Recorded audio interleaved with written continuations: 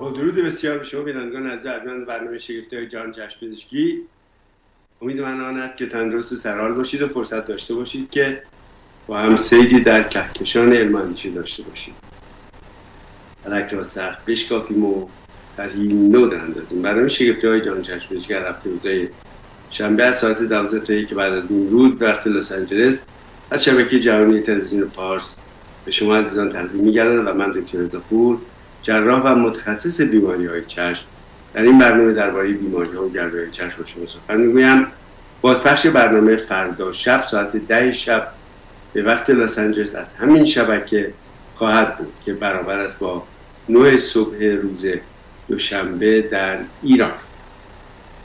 دوستان اگر فرصت نکردید که به برنامه ما امروز توجه بفرمایید، می‌توانید بازپخش آن را فردا شب ببینید یا اینکه بلافاصله لحظاتی پس از پایان برنامه به یوتیوب مراجعه کنید و هم این برنامه و هم برنامه‌های گذشته رو که به همت دوست عزیزم آقای امیر شهرتی روی یوتیوب قرار میگیرد ملاحظه بفرمایید. در حال امروز متاسفانه برنامه پرسش پاسخ رادیو نداریم، بنابراین اگر سوالاتی دارید فقط در همین برنامه میتوانید سوالاتتون رو هر لحظه مطرح بفرمایید تا با کمال میل و در حد وضاحت برنامه سوالاتتون رو پاسخ بگویم. ضمناً روز دوشنبه ما به علت تعطیل رسمی که هست آفیس باز نیست، بنابراین از روز سه‌شنبه میتوانید با آفیس تماس مستقیم داشته باشید. امروز میخوام در مورد یک موضوعی صحبت بکنم. عرض کردم که شما اگر سوالاتی دارید سوالاتتون رو در این برنامه میتوانید مطرح بفرمایید. امروز در مورد یکی از مقالاتی میخوام صحبت بکنم که خیلی اهمیت داره برای کسانی که کدرک دارن، برای کسانی که دیابت دارن. افرادی که دیابت دارن اگر واقعا توجه نکنن به علائمی که گاهی اوقات پدید می آید، ممکن است که این برایشون در نهایت گران تمام بشود و منجر به نابینایی بشود. این مقاله که از این کیس ها هستش که مریض مرد 48 ساله است که از تغییر گهگاهی دید. ببینید این اصطلاح انگلیسیش از فلکچویشن، یعنی میگه صبح مثلا خوبه بعد از ظهر خراب میشه، یا بعد از ظهر خوبه صبح خراب میشه، یا یه وقت چشم من دیدش خوبه یک وقت خراب میشه. این فلکچویشن دید در زمینه چشم پزشکی در تخصص ما برای ما خیلی اهمیت داره. چرا؟ برای اینکه میتواند علامت بسیاری از بیماری ها باشد که این بیماری ها میتواند خوشخیم باشد یا بسیار بدخیم باشد. حتی میتواند علامت یک تومور در مغز باشه. بنابراین اگر شما به این مشکل برمیخورید که فلکچویشن دید دارید، یعنی لحظاتی دیدتون خوبه لحظاتی دیدتون بده، یا در مواقعی دیدتون خوبه در مواقعی دیدتون بده در طول روز، این علامت فلکچویشن رو بهش توجه کنید و حتما با چشم پزشکتون یک کانسالتیشن داشته باشید. این بیمار هم از فلکچویشن دیدش شکایت داشته و ولی خب بهش توجهی نکرده، بنابراین هیچ وقت از کنار آن به راحتی نگذره و همیشه بهش اهمیت. این فرد برای نهایتاً به چشم پزشکش مراجعه میکنه. در معاینه هموگلوبین A1C ایشون 8.5 بود. ببینید هموگلوبین A1C 8.5 یعنی خیلی بالا. میدونید که در ممکن اینترنال مدیسین هموگلوبین A1C یا A1C شما رو 7 هم که باشه بهتون بگه که خوبه، اما نه، از نظر چشم پزشکی هموگلوبین A1C باید زیر 6 باشه. از 6 به بالا از نظر ما خوب نیست، از 7 به بالا از نظر ما خطرناکه، از 8 به بالا خیلی خطرناکه و از 9 به بالا بسیار خطرناکه. ایشون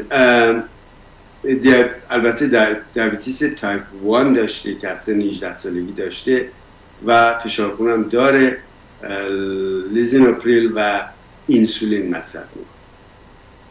در معاینه که از این مریض به عمل میآید، در همون روز معاینه دیده چشم راستش 25 دیده چشم راستش 20 که بد نیست، کمی هم کاتاراکت داشته. این هم نکته مهمی. کسانی که دیابت دارن، ببینید این فرد 48 سالش برای کاتاراکت داره. یعنی چی؟ یعنی که کسانی که دیابت دارن زودتر از افراد معمولی کاتاراکت میگیرن. پس به این نکته هم همیشه توجه داشته باشید. اگر شما دیابت دارید مثلا تو 50 سال و دکترتون بهتون بگه که کاتاراکت دارید، درسته، اشتباه نکرده. برای که دیابتیکا زودتر کاتاراکت میگیرن. فشار چشم این فرد 26 و 27 میلیمتر جیوه بوده. خب به نظر بالا میاد، ولی وقتی کورنر، ببینید ما همیشه اول وقتی فشار رو میگیریم، اگر فشار بالا باشه بلافاصله کورنر تیکنس رو اندازه میگیریم یا ضخامت قرنیه. ضخامت یک رابطه به اصطلاح ریاضی وجود داره بین فشار چشم و ضخامت قرنیه. ضخامت متوسط یعنی ضخامت معمولی قرنیه 550 مایکرون. یعنی چقدر؟ یعنی کوچولویی از نیم میلیمتر بیشتره. 550 مایکرون. حالا اگر شما فشار 27 دارید و ضخامت قرنیه‌تون 500، یعنی این 27 نیست، این 32. اگر شما ضخامت قرنیه‌تون 600 و فشار چشمتون 27، یعنی نه، تقریبا 22 پایین‌تره.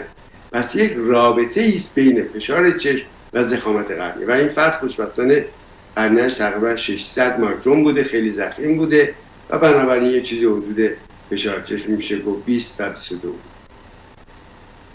که بازم به نظر بالا میاد، ولی حالا بعد بهش میپردازم.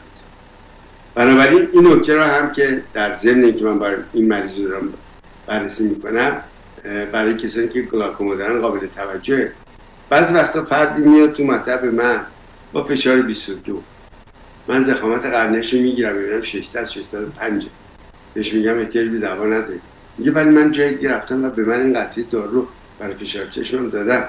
بهش میگم نه، شما احتیاجی به این قطره فشار ندارید، برای اینکه فشار 22 در چشم شما به معنی این است که داخل چشم فشار 16 است. چون قرنیه خیلی ضخیم.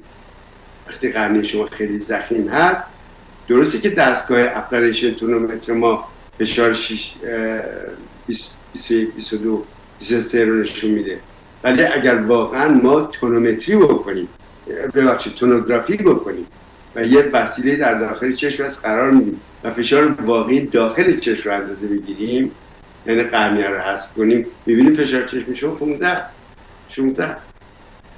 بنابراین نگران نباشید. پس بنابراین این نکته خیلی مهم است. در این فردم ضخامت قرنیه‌اش خوب بوده است. وقتی که دایلیتد اگزم میشه، چون هر آدم دیابتیک رو ما بلافاصله باید چشمش رو دایلیت کنیم و ته چشم رو نگاه کنیم. در اینجا میخوام اشاره کنم به اون افرادی که میان مطب، بخصوص نیو پیشنت، مریض جدید، من پرسه آقای دکتر میخواد چشمم باز بکنی؟ سوال بسیار بدی است. بدون دایلیشن من فقط میتوانم به شما بگویم 2 تا چشم دارید. یعنی همه هنر چشم پزشکی در دایلیت کردن چشم و نگاه کردن در پس چشم. اگر ما چشم دایلیت نکنیم و نگاه کنیم، درست مثل که از سوراخ کلید در به داخل اتاق نگاه کردیم. چقدر میتونیم ببینیم؟ زمانی ما میتوانیم جزئیات داخل یک اتاق رو ببینیم که در اتاق رو باز کنیم. وقتی در اتاق باز شد، تمام جزئیات و گوشه و کنار اتاق رو ما میتوانیم ببینیم و بررسی. عیناً همین اتفاق در چشم میفته. تا زمانی که چشم باز نشده، مردوبک تنگه، ما فقط از کلید در داریم نگاه. ولی وقتی کاملا دایلیت کردیم، قطره ریختیم، باز کردیم، یعنی در اتاق رو باز کردیم و داخل رو قشنگ داریم میبینیم، همه جزئیات رو میتوانیم بررسی کنیم. بنابراین هیچ وقت به چشم پزشکتون نگویید در چشم من قطره نریز، چشم من رو دایلیت نکن، بعد نمیتونم درایو کنم. اگر احساس میکنید که بعد از ریختن قطره نمیتوانید درایو کنید، یک نفر رو همراهتون بیاورید. ولی این به اصطلاح این مسئله مهم معاینه چشم رو نباید از دست بده. آقای دکتر چشم من دایلت نکن چون میخوام درایت کنم برم خرید کنم. نه، این کاملا غلطه، کاملا غلطه. بنابراین اگر احساس میکنید اولا که خریدتون رو روز نذارید، در ثانی اگر احساس میکنید که اگر دایلت بشین نمیتونید رانندگی بکنید، اولا بهتون بگم اگر شما دید 24 داشته باشید دایلت هم که بشوید میتوانید رانندگی بکنید در هر شرایطی، حتی در میل و حتی در شب.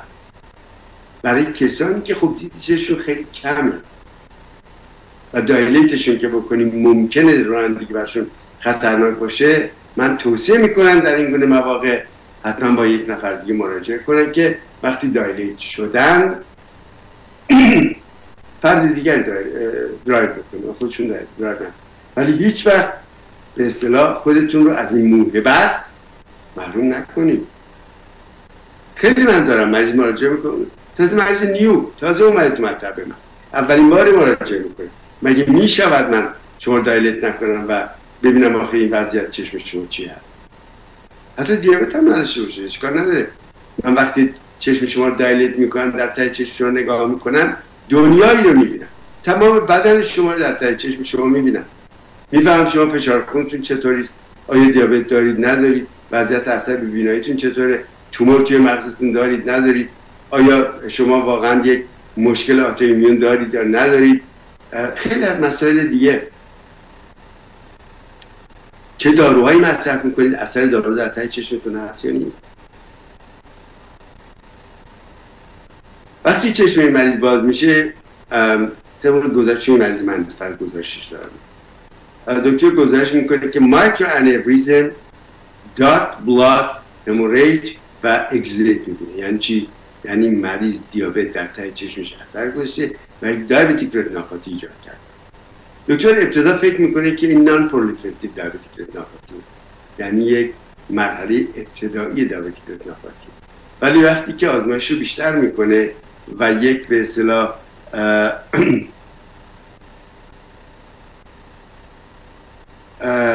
بررسی بیشتر انجام میده و رد فری تست میکنه، میبینه که نه، در کنارها NVD داره، نیوواسکولاریزیشن داره، عروق جدید رشد کرده. بنابراین یک شروع پرولیفراتیو دیابتیک رتینوپاتی. پس ما دو مرحله داریم، مرحله NPDR نان پرولیفراتیو یا شروع دیابتیک رتینوپاتی در ته چشم، مرحله پیشرفته اثر دیابت در چشم. پس این دو مرحله اصلا جداست. مرحله اول رو ما میتوانیم با کنترل دیابت از بین ببریم، مرحله دوم نه، مرحله دوم دیگه خطرناکه. مرحله دوم مرحله است که احتیاج یا به لیزر داره یا به تزریق داره یا به کارهای دیگه داره و ایشون اینو داشته. خب به هر حال وقتی اینو میبینه پزشک ایشون رو به متخصص شبکه معرفی میکنه. متخصص شبکه مثلا معمولا اونا یه انژیوگرافی میکنه، تایید میکنه بله شما پرولیفراتیو دیابتیک رتینوپاتی یعنی مرحله پیشرفته رو دارید، بایستی که چی بشی؟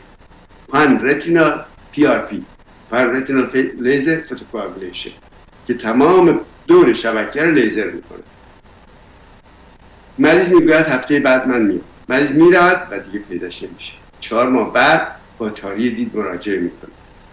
وقتی معاینه میشود دید چشم خیلی خراب در چشم چپش 20/100، چشم راستش 20/50، هر دو چشم PDR و در چشم چپ فشار چشم 50، در چشم راست فشار چشم 26، ورم قرنیه و روبه اوسیس. روبه اوسیس یعنی چی؟ یعنی وجود رگ به خاطر دیابت پیشرفته در آیریس، در انبی. وقتی روبه اوسیس هست عرق به پیشانی چشم پزشک می‌نشینه، یعنی اینکه این چشم داره میره به طرف نابینا، هیچ کارش هم نمیشه.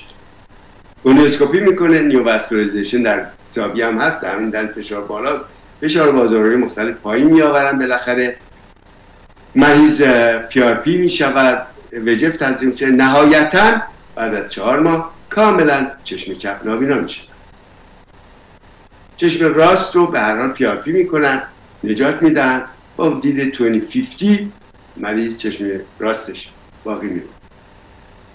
این کیس درس بسیار بزرگی است برای کسانی که دیابت دارن. وقتی NPDR یعنی مرحله اولیه اثر دیابت در ته چشمه، باید قند کنترل بشه، وزن کم بشه، ورزش بکنید، دارو بخورید، دیتتون رو رعایت کنید، اون برطرف میشه. ولی وقتی رسید به پرولیفراتیو دیگه باید بری PRP بشی، باید لیزر بشی، نگید هفته بعد میام، همون موقع. برای اینکه به سرنوشت نابینایی چشم این بیمار مبتلا خواهید شد. خب اجازه فرمایید که با دوستان صحبت بکنیم. دکتر رضاپور هستم از شگفتی‌های گران چشم پزشکی. بفرمایید. الو جانم. بفرمایید. آقای دکتر بفرمایید. سلام علیکم آقای دکتر، حال شما؟ حال صداتون رو نمیشنوم عزیز دل. جانم صدا من نمیاد. صداتون رو الان بفرمایید. الان صدا نمیاد. چرا؟ الان صداتون اومد. بفرمایید. ببخشید آقای دکتر، من یه سوال از شما داشتم. من مال دکتر گلوکوما دارم، دکتر چشمم دارم، ولی به من گفته بودن که قرنیت فرسوده شده.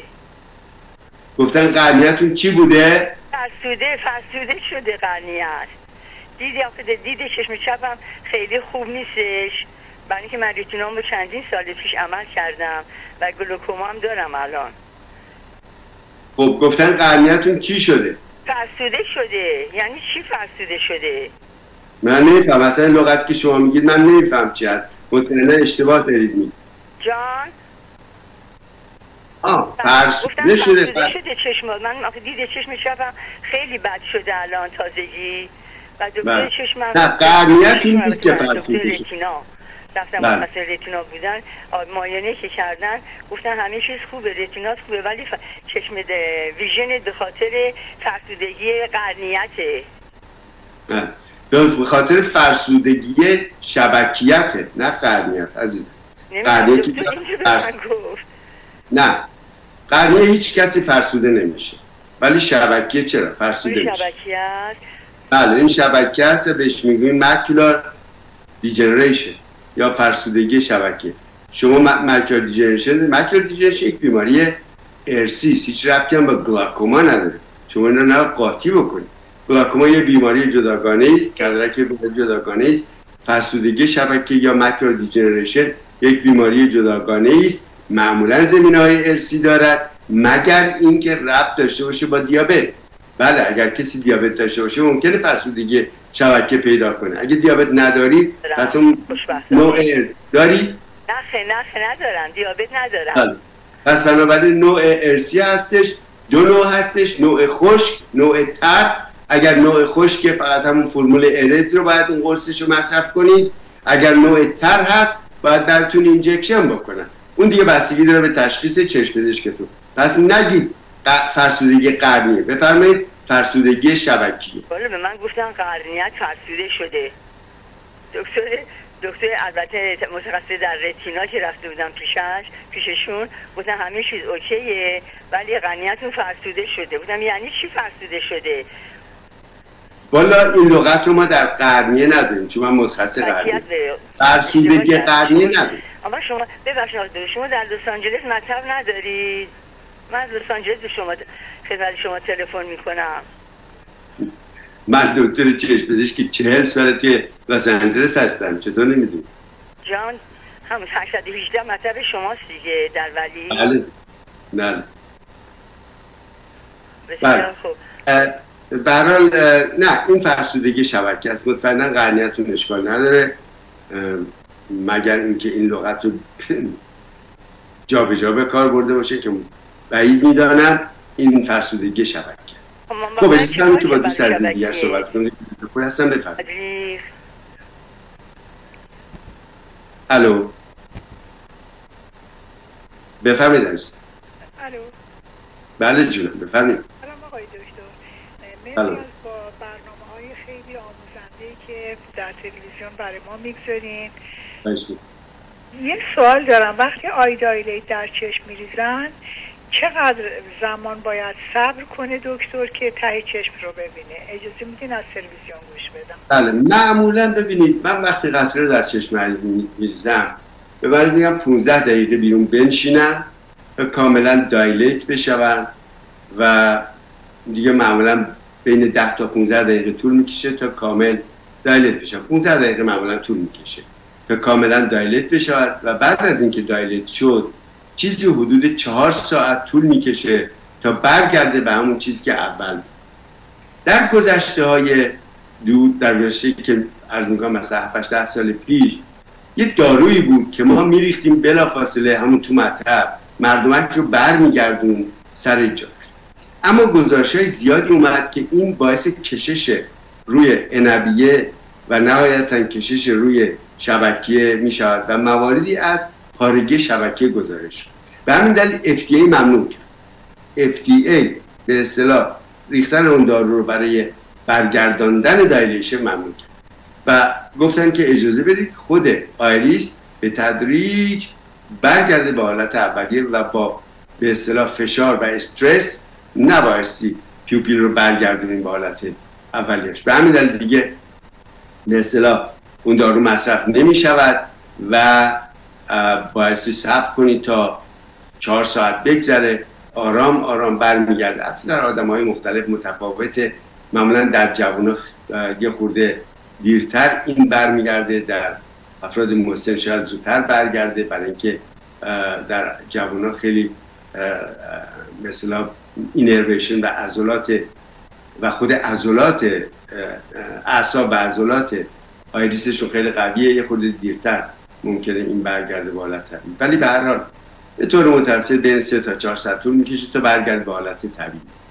بنابراین عرض کردم اگر فکر میکنید در این فاصله رانندگی براتون خطرناکه، یه نفر بیاد همراهتون. ولی اگر دیدتون 2040-2050 هست اشکال نداره، میتوانید درایو کنید. دایلیشن زیاد تأثیری در کاهش دید دور نداره. دایلیشن معمولا دید نزدیک رو خراب میکنه، برای خوندنتون دیگه اشکال پیدا میکنه، ولی برای دور اشکال زیاد پیدا نمیکنه، فقط یه مقدار نور رو پخش میکنه که باید عینک دودی بذارید و درایو بکنید و معمولا مشکلی پیش نمیاد. فیلمسال اگر اینکه دارو رو در چشم بریزن بعد از نیم ساعت آزمایش دید چشم رو بکنن، آزمایش دیدن ته چشم رو بکنن، هیچ اشکالی نداره؟ نه، تا همون 4 ساعت ما میتوانیم آزمایش رو انجام بدیم که هنوز دایلیته به هر حال. یعنی از زمانی که ما قطره رو میریزیم معمولا 15 دقیقه طول میکشه دایلیشن انجام بشه، همون موقع میتوانیم امتحان بکنیم چشم رو. ولی اگه مریض فرضون کار داشت رفت 2 ساعت بعدم اومد هنوز دایلیته، بازم میشود انجام. خیلی خیلی ممنونم از لطفتون. با سپاس از تلفنت. خب پس دوستان عزیز، در مورد دیابت این صحبت خیلی مهم بود. خواهش من اینه که افرادی که دیابت دارن مواظب باشن. کسانی که فلکچویشن دید دارن، من مریض داشتم که به خاطر فلکچویشن دید مراجعه کرد و بعد از معاینه متوجه شدیم که ایشون یک تومور غده هیپوفیز داره. بنابراین این نکته فلکچویشن دید هم خیلی مهم است.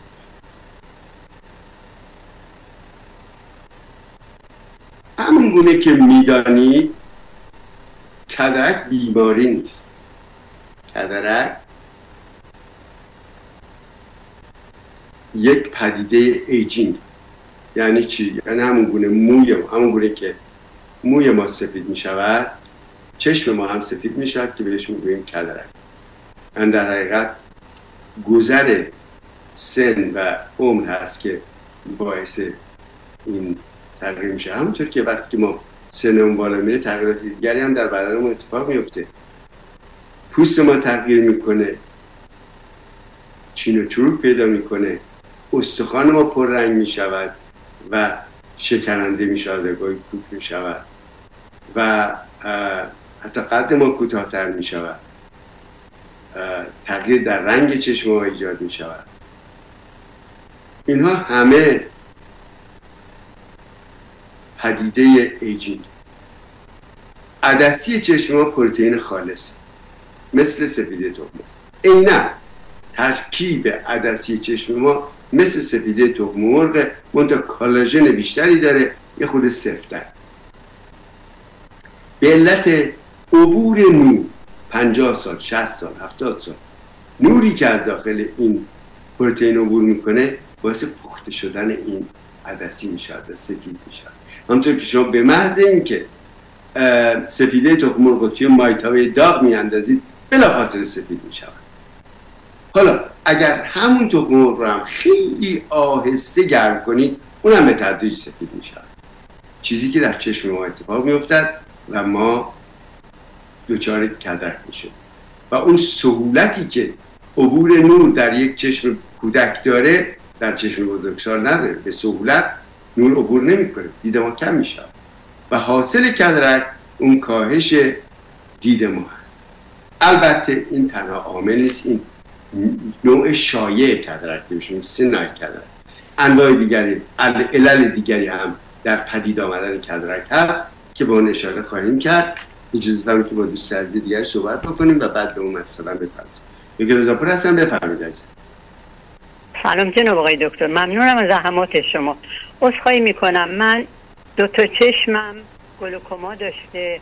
چشم چپمو 15 سال پیش 5 سال پیش عمل کردم که بیناییش تقریبا 80% از بین رفته بود و چشم راستم مونده که الان 15 سال قطره میریزم. ولی نمیدونم، الان توی کانادا هستم و میخوام اینجا چشم راستم رو عمل کنم. میخواستم از جناب عالی بپرسم که به من گفته جراح 10 دقیقه عمل این چشم آب مروارید و گلوکوما. نمیدونم آیا میخواد با لیزر یک کار سطحی انجام بده یا واقعا 10 دقیقه میتونه هر 2 تا عمل رو روی چشم من انجام بده و از نظر شما درسته؟ من گوشی رو نگه میدارم. از شما یه سوال دیگه هم دارم. البته 10 دقیقه یه مقدار اگزاجریته، ولی معمولا عمل کدرک چیزی حدود 20 دقیقه 25 دقیقه طول میکشه. یه حدود 10 دقیقه هم عمل گلاکوماش طول میکشه. چیزی حدود 30 تا 35 دقیقه وقت لازمه که بله این 2 تا عمل با هم انجام بشود و خیلی هم خوبه، خیلی نتیجه میده.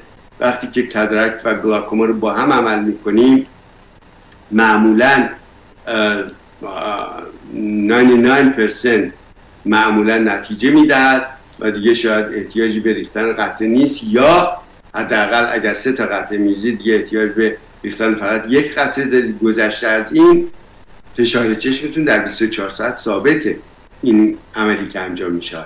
بنابراین حتما این عمل انجام بشه. فقط در مورد زمانی که به شما گفته است مقدار شک دارم. 10 دقیقه واقعا بیشتر از 10 دقیقه طول میکشه، ولی مهمی نیست که چقدر طول میکشه. مهم اینه که یه عمل بسیار مؤثری است، کامبینیشن کدرک و گلاکوما. حتما توصیه میکنم این رو انجام بدهید. بسیار بسیار بسیار مؤثر است و این روزها ما کسانی که کدرک و گلاکوما دارن حتما این کار رو برشون میکنیم.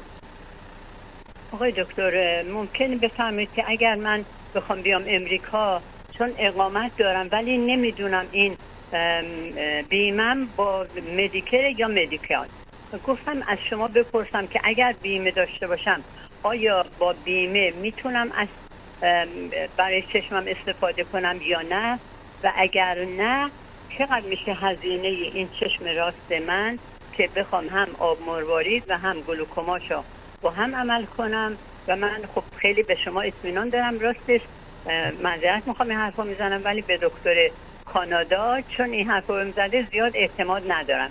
و اگرم دکتری حالا شما قبول نمی کنید منو، چون نمیدونم بیمم چیه و آیا غیر از بیمه عمل نمی کنه یا نه و حتما باید بیمه داشته باشم، اینو میخواستم بدونم. من گوشی رو نگه میدارم که آیا اگر بیمه باشه من اون پول رو باید بدم، چقدر میشه، و اگر بیمه داشته باشم چجوری میشه که بیام چون اقامت دارم ولی من توصیه درست نیست، نمیدونم دوم میشه. توصیه من این هستش که شما روز سه‌شنبه، چون دوشنبه ما تعطیل، روز سه‌شنبه صبح با آفیس من تماس بگیرید، با بیتاس صحبت بکنید، بیمه هاتون رو به ایشون بدید، بیمه هاتون رو بررسی بکنن، بهتون بگویند که چه هست، چون من که نمیدونم چرا بیمه ایده و ایشون بیشتر از من در این مورد میدونه بعد در مورد اون باهاتون کاملا صحبت میکنیم. این در مورد اون مسئله دوم اینه که من همیشه بیمارانی که از راههای دور میآیند توصیه میکنم که سعی کنن همون جایی که هستن، شهرهای دور، همونجا عمل چشمشون انجام بدن. عمل چشم مثل عمل جای دیگه نیست، باید خیلی زیر نظر چشم پزشک باشید، تحت مراقبت باشید، حداقل تا 1 ماه تا به قول معروف کاملا به بار بنشینید.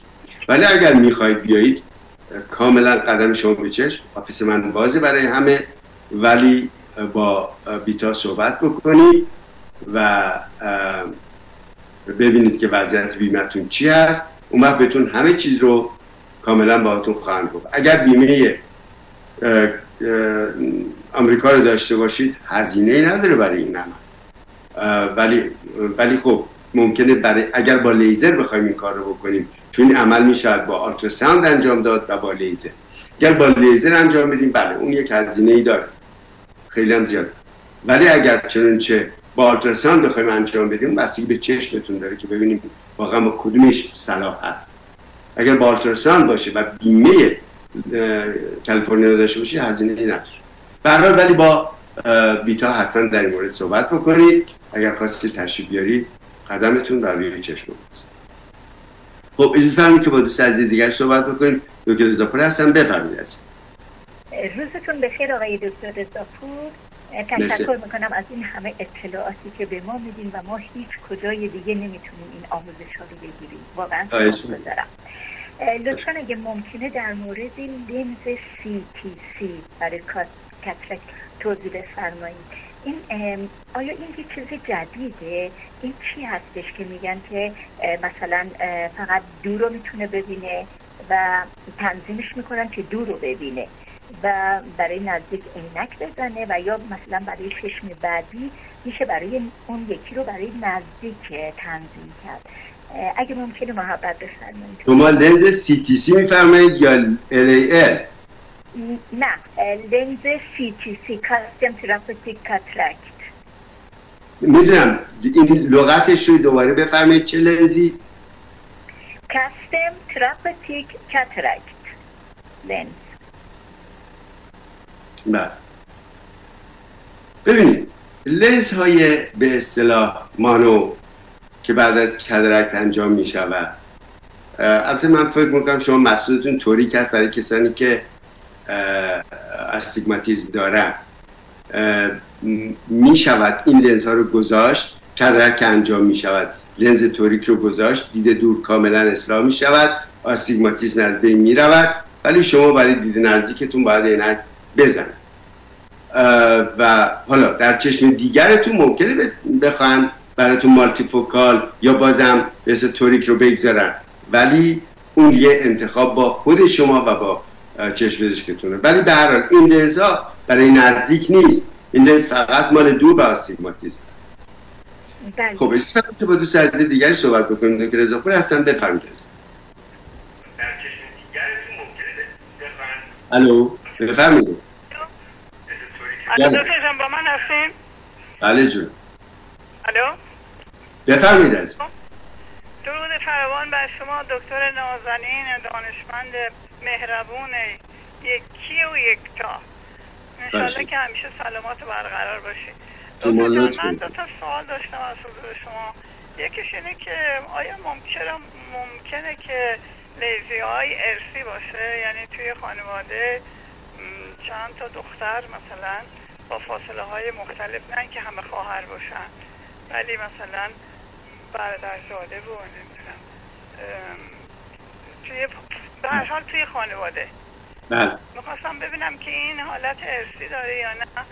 یک سوال بعد دیگه هم اینه که من چشمم درد میگیره، چشم راستم و گهگاه درد میگیره ولی میاد و میره و دیدشم کم شده و من دکترم تلفن دادم میدونی که چیز نمیدن، در واقع وقت نمیدن به شما تا اینکه مثلا، چون من وقتم جولایه به هر حال به من وقت ندادن. این بود که مزاحم شما شدم، خواستم ببینم که این علت خاصی داره که مثلا گاهی پشت پلکم هم کبود میشه، همون چشم راستم. شما کدوم چشمتون لیزیه؟ راست؟ جان؟ چشم راستتون لیزی آیه؟ بله و همونم که این مشکل داره، مثلا گهگاه چیز میشه، گهگاه پشت پلکم پلک راستم کبود میشه، ولی من با این آکوف این که چیز میکنم، با این پدال تمیز میکنم به هر حال، و تا اینکه بتونم دکترمو ببینم. خواستم ببینم که دیدش هم کم شده اخیراً، نمیدونم چرا دیدم کم شده. خب بذارید من در جواب سوال اولتون، لیزی آی ببینید ارسی نیست. ببینید مسئله ارسی در زبان ادبیات فارسی خورده کامپلیکیتد. در انگلیسی ما کاملا این لغت رو داریم، بهش میگیم hereditary، یعنی کاملا ارسی، فامیلیال یعنی ارسی نیست، ولی تو فامیل زیاده میشه. ارسی نیست یعنی جینش نیست، جین نداریم براش. ولی وقتی میگیم ارسی جین داریم براش، ژن داریم. میگیم آقا جان کسی که رتینایتیس پیگمنتوزا داره این ارسیه، یعنی اینکه جین داره. بریم این رو ژنتیک استادی بکنیم، جینش رو پیدا میکنیم، میگیم آقا شما این جینت معیوبه و رتینایتیس پیگمنتوزا داره. ولی در مورد به اصطلاح لیزی آی نه، ولی فامیلیال. فامیلیال یعنی چی؟ یعنی که ما به علتی که دقیقاً هنوز نمیدانیم و ژنی هم وجود نداره، ژن معیوبی در بعضی از خانواده‌ها، بعضی از بیماری‌ها فامیلیاله، مثل همین لیزی آی. لیزی آی بله میتواند فرض پدر لیزی آی داشته باشه، بچه هم لیزی آی پیدا کنه. حالا چرا اینا لیزی آی پیدا میکنن بیشترشون؟ به خاطر اینه که معمولاً وقتی به دنیا میآیند عید انکسار دو چشمشون با هم متفاوت، یعنی یه چشم قویه یه چشم ضعیف. اون چشمی که ضعیف هست چون تصویر تاری به مغز میفرستد، مغز یواش یواش یواش یواش مرکز بینایی مربوط به اون چشم رو حذف میکنه و اینه که اینا دچار لیزی آی میشه. یعنی عیب ژنتیکی ندارن، ولی اگر اینها رو همون موقع در 3 سالگی اینا رو کشفشون میکردن و درمانشون میکردن، قابل درمان بود.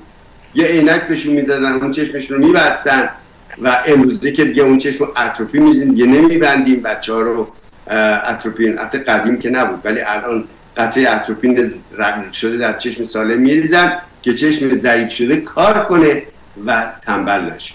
پس بنابراین ارسی نیست ولی فامیلیاله. در خانواده میتوانند چند نفر این اشکال رو داشته باشن. در مورد درد چشمتون خب ممکنه که به خاطر اینکه خب دیدش با اون چشمتون متفاوته فشار بهش میاد و نکته دیگه این که ممکنه خشکی چشم داشته باشید، ممکنه بلفاریتیس، همه اینها میتوانند درد چشم ایجاد کنند. تمیز کردن چشمتون با آکیوساب کار درستی است و حتما پماد اریترومایسین رو هم شبها بزنید. قطعه اشک مصنوعی رو هم زیاد استفاده بکنید. فکر نمی‌کنم این درد چیز مهمی باشه، ولی یک نکته هست همیشه 90 حالا چیزی حدود 60% دردی که در چشم افراد حس میکنن واقعا درد در چشمشون نیست، درد از سینوس به چشم منتقل میشه، از دندان به چشم منتقل میشه، از آرتروز گردن به چشم منتقل میشه. اینها هم گاهی اوقات هستن که دردشی شما در چشمتون حس میکنید. بنابراین اگر سینوزیت دارید، سینوس چرکی دارید یا دندان چرکی دارید یا آرتروز گردن دارید، اون هم میتواند عامل درد باشه که خب اونو باید اصلش از بین ببرد، یعنی ریشه کم بشه تا درد از بین بره. بسیار خوشحال شدم باهاتون صحبت کردم و خب الان فرصتی هستش که من دوستان عزیز یک فصلنامه منتشر میشد به نام توشه که این توشه رو خانم سایه سعیدی سیرجانی، دختر زندیات سعیدی سیرجانی منتشر میکنید. تقریبا یک کتابه، هر سال 4 جلد از این منتشر میشه. یک جنگ ادبی است، توصیه میکنم حتما این جنگ رو بخوانید و آقای ناصر فرخ به اصطلاح صاحب امتیاز آن هست، میتوانید با ایشون تماس بگیرید براتون بفرستن. خیلی چیز جالبی است. تقریبا در هر شمارشی که از مقالات که یکی از اشعار من هم چاپ میشود، این یکی از غزلهای من چاپ شده، میخواستم براتون بخونم که فعلا اجازه بدید جواب این دوست عزیز رو بدم. اگر فرصت شد این غزل رو براتون بخونم. دوست عزیزم بفرمید است. بفرمید. الو. سلام آقای دکتر رضاپور. بله بفرمایید. سوال از خدمتتون داشتم. تشخیص ماکولا دیجنریشن برای من داده شده و یکی از چشمامو کاتاراکتش رو عمل کردم. من از خدمتتون میخواستم این سوال بکنم که آیا عملی وجود داره برای ماکولار دیجنریشن یا برخلاف گلوکوما هیچ امیدی نیست بهش؟ ببینید متاسفانه برای ماکولار دیجنریشن بنبست ماست، بنبست چشم پزشکیه، جاییست که ما هیچ کاری دیگه نمیتونیم بکنیم. نه عمل جراحی براش هست، نه داروی واضحی هست. البته اونایی که نوع تر رو دارن تزریق باید بگیرن که نابینا نشون، ولی واقعا هنوز درمان اساسی و اصولی براش پیدا نشده و هیچ عمل جراحی هم براش الان انجام پذیر نیست. ولی ما همیشه به امید زنده ایم، تحقیقات ادامه داره و مطمئنا در آینده راه‌های دیگری براش پیدا خواهد شد. اجازه فرمایید با دوست عزیز دیگر صحبت بکنیم. دکتر رضاپور هستم، بفرمایید. من فقط این مشکل من صداتون نمیاد عزیز. دعایی هست. صدای شما رو من نمیشنوم. مشکل من مشخص شده که قطع شدن. من صدا نمیشنوم. بعد دوباره مزاحمتون میشم. این سوال دوم برام. الان میشنوم. میشنوید؟ آقای دکتر، این مشکل چشم منو درای تشخیص دادن. آیا من احتیاج به اینجکشن دارم تو چشمم یا نه؟ نه، شما اگر درای ماکولار دیجنریشن داری احتیاج به تزریق ندارید. بهترین کار اینه که اون قرص ایرز، فرمول ایرز 2 رو مصرف بکنید، روزی 2 تا هم فیش اویل و گوشت قرمز نخورید، توی آفتاب نرید، مدیترینن دایت، سبزیجات، دانه های گیاهی، مغزهای گیاهی بیشتر، آلیو اویل و فیش، اینا رو مصرف بکنید. گوشت قرمز، روغن، سرخ کردنی ها رو نخورید زیاد و وزنتون رو کم کنید، فشار خونتون رو کنترل کنید، اگر دیابت دارید کنترل کنید، کلسترول دارید کنترل کنید. اینا همه کمک میکنه که این بدتر نشه. و اون قرص ایرید که توی کاسکو میتونید برید اوور دی کانتر بخرید، پرزرویژن رو روزی 2 تا مصرف بکنید، کمک میکنه بهتون که بهتر بشه. بله. آقای دکتر میلی گرم هم داره؟ بله؟ میلی گرم داره یا همش همسانه؟ الو. ضعیف و قوی داره آقای دکتر؟ چی گفتی؟ چی داره؟ میلی گرم بالا یا پایین داره؟ چرا صداشون قطع و وصل میشه؟ آقای دکتر من از سن دیگو صحبت میکنم، نمیدونم این مشکل چیه. اگر ببینید قرص پرزرویژن رو روزی 2 تا مصرف بکنید، همش یه نوعه، بهش میگن ایرز 2. بله. من بهترین کاری که مصرف کنید که جلو پیشرفتشو بگیرید. بله متشکرم. من اوور دی کانتر میتونم بگیرم؟ بله تو کاسکو که برید، تو داروهای کاسکو همیشه هست. LX2. خیلی از لطفتون متشکرم.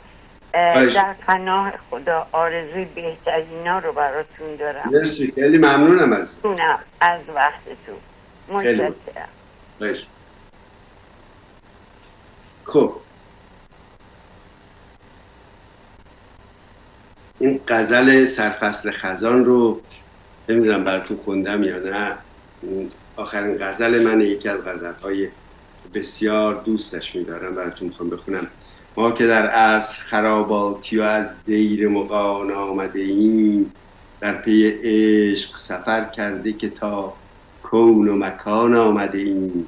پردلان گذر از کوی پر اغیار جدایی و غمیم، همچو سرویم که همزاد به سرفصل خزان آمده ایم. دل که دریا شود از ریزش هر قطره باران، چه غمش ما که دریا شده ایم، از غم هجر تو به جان آمده ایم. یوسفی گم شده در چاه که در فکر وصال رخ یار، نه که با قهر که با مهر سوی چاه کنان آمده ایم. شوق دیدار جوانی به سراپرده پیری زده است. ما در این وادی پر دلهره بی تیر و کمان آمده ایم.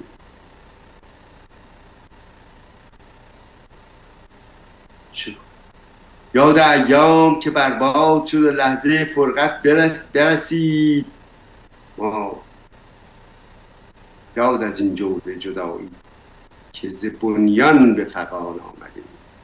برف پیری نتوانست به ما درس خموشی بدهد. ما چو ققنوس ز خاکستر پیریست جوان آمده ایم. طی شد ایام و ز یاران نشنیدیم یکی تلخ سخن، زین سبب در طی این راه همه با هیجان آمده ایم. تو بگو جان من ای روح فزاینده، چو جانان به تنم چه بگویم که بدانی که در این راه دوان آمده. ما که سرخوش ز وصال رخ یاران قدیمی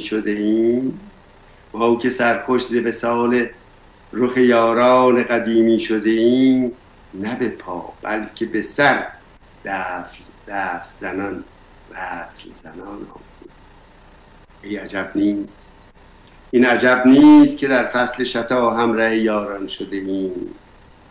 چون بهاران شده سرمست ز می نعره کشان آمده ایم.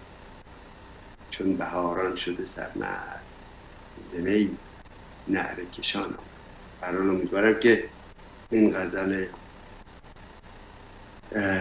اهدای بنده را پسندیده باشید. چون بعد وقتی دوستان گلایه میکنن که چرا در این جلسه شعر نخواندید، این هم شعر امروز. توصیه من اینه که توشه را حتما بخوانید. توشه بسیار بسیار جنگ ادبی بسیار بسیار وزینی است به نظر من. شعر، ادبیات، تاریخ، فلسفه، همه چیز در این جنگ ادبی هستش.